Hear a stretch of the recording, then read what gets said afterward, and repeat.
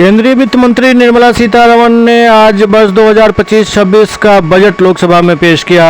इस दौरान बिहार पर उनका ज़्यादा फोकस रहा।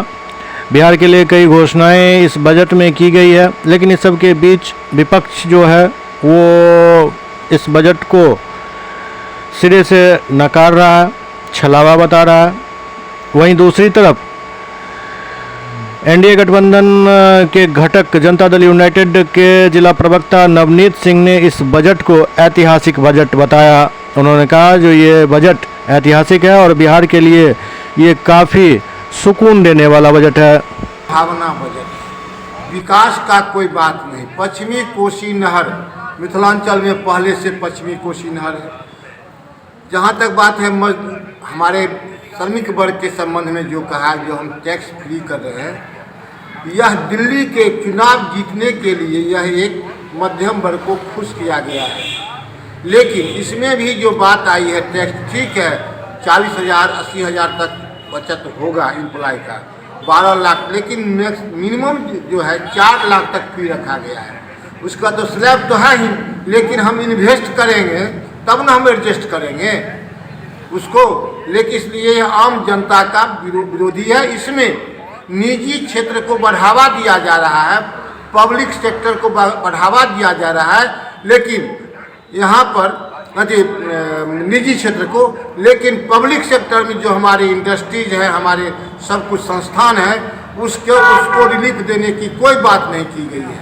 वहाँ जो उसका कैसे विकास होगा इस पर कोई बजट पर चर्चा नहीं किया गया है। इसलिए यह बजट जनता विरोधी है। मात्र कुछ वर्गों को खुश करने के लिए यह बजट किया गया है।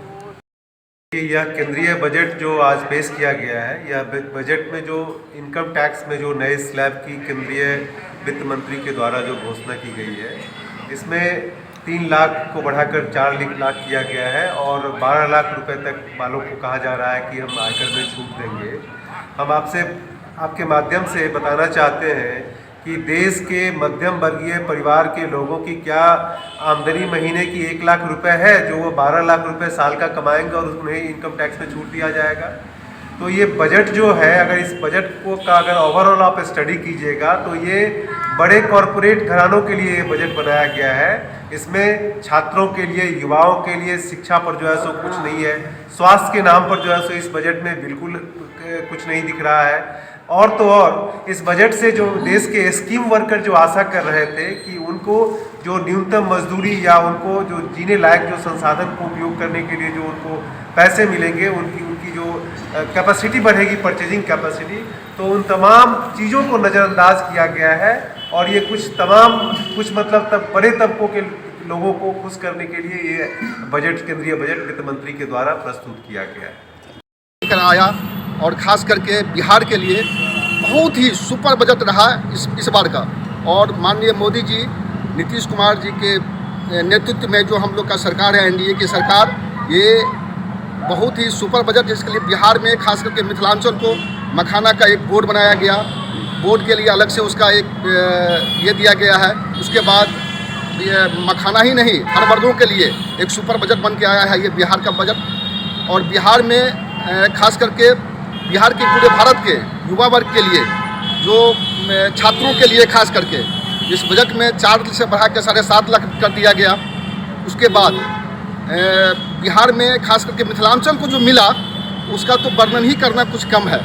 जो मिथिलांचल को हम लोग को दिया गया, बहुत ही माननीय मोदी जी और नीतीश कुमार के नेतृत्व में हम लोग को एम्स हो चाहे एयरपोर्ट हो सब, और इतना ही नहीं, मखाना हो, ये शिक्षा का अनुसंधान केंद्र खास करके मिथिलांचल में खोला गया।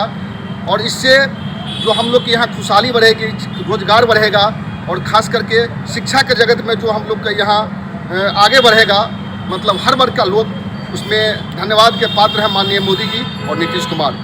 इसके लिए बहुत बहुत धन्यवाद। और इस बजट को सुपर बजट कहा जाए, इससे अच्छा बजट कुछ हो ही नहीं सकता है। हर वर्ग में खुशहाली आएगा इस बजट को लेकर के।